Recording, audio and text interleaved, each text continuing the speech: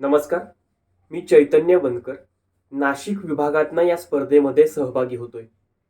सन्माननीय विचारपीठ आणि विचारपीठासमोरील आपण सर्वच सन्माननीय.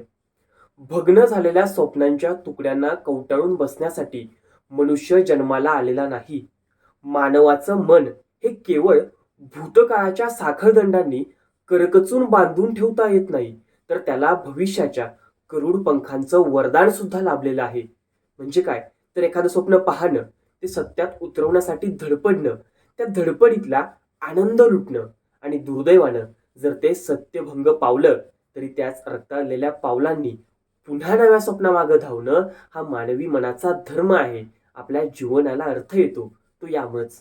एखादं स्वप्न आपण जर बघितलं आणि ते स्वप्न जर सत्यात उतरलं नाही म्हणून त्या स्वप्नामागं जाणं आपण सोडून देत नाही, तर पुन्हा नव्या ताकदीनं उमेदीनं त्या स्वप्नामागं आपण धावत असतो. ते धावणं गरजेचं असतं. ते हेजिब हापी असं म्हणतात की उसने बातों बातों में मुझसे कहा की पागल हो गया और फिर दुनिया ने देखा की मैं पागल हो गया. म्हणजे आपल्या स्वप्नामागं धावत असताना ज्याला वेडं होणं जमतं ना, त्याच लोकांना यश गाठता येतं, यश मिळवता येतं. आणि तोच विषय घेऊन आपल्या समोर उभं आहे. नमस्कार. विषय मांडतोय, वेडं होता आलं पाहिजे. आपल्या स्वप्नामागं, आपल्या ध्येयामागं धावत असताना वेडं होता आलं पाहिजे. मग वेडं होता आलं म्हणजे नक्की काय करणं गरजेचं असतं?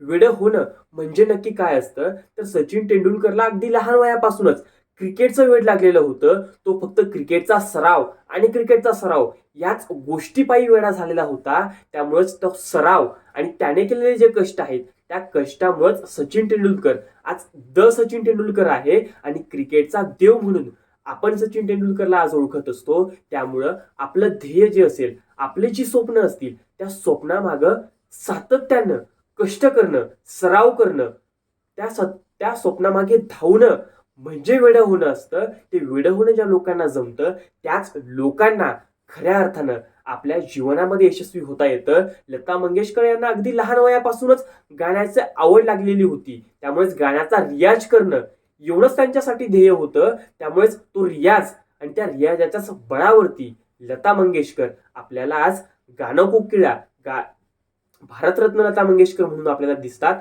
भेटतात. आणि आज जगभर त्यांच्या आवाजात गायली गेलेली गाणं आपण ऐकत असतो. त्यामुळं आपल्या आजूबाजूला जी लोक यशस्वी झालेली आहेत, ज्या लोकांनी यश मिळवलेलं आहे, त्या लोकांचं आपण जर आयुष्य बघितलं तर त्यांच्या या सगळ्यांच्या लोकांच्या आयुष्यामध्ये एकच गोष्ट ही कॉमन आहे, जी सामायिक आहे. ती म्हणजे ही सगळी लोक त्यांच्या ध्येयामागं, त्यांच्या स्वप्नामागं वेडी झालेली होती. मग आता ह्या त्यांच्या जी वेडी झालेली लोक आहेत, ती वेडी लोक नक्की कशाच्या मागे वेडी झालेली होती? तर त्या लोकांच्या या सगळ्यांच्या आयुष्यामध्ये तीन गोष्टी फार महत्वाच्या दिसतात.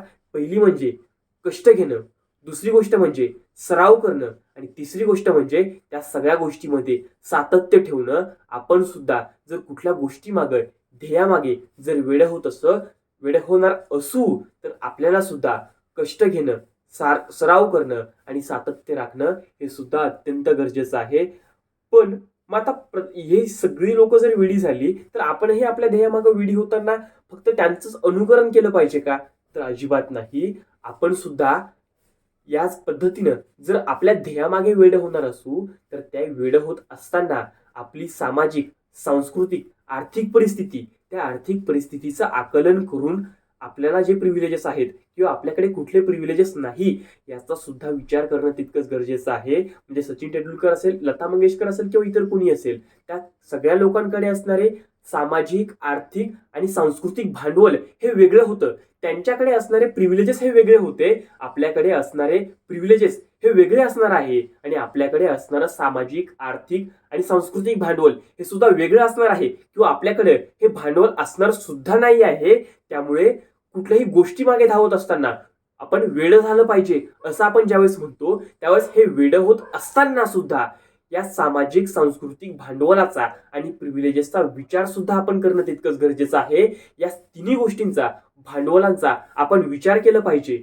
तो विचार करून आपण नक्की कुठं आहोत, आपल्याला ते भांडवल आहे का, आपल्याकडे ते प्रिव्हिलेजेस आहेत का, याचा आपण चिकित्सा केली पाहिजे. आणि ही चिकित्सा केल्यानंतर जे उत्तर आपल्याला मिळेल त्या उत्तराच्या नंतरच आपण कुठल्याही गोष्टी मागे वेडं झालं पाहिजे आणि ते वेडं ज्यावेळेस आपण होऊ तेव्हाच खऱ्या अर्थानं आपल्याला यश मिळेल. ते यश मिळावं एवढाच आशावाद व्यक्त करतो आणि आपली रजा घेतो. आभार.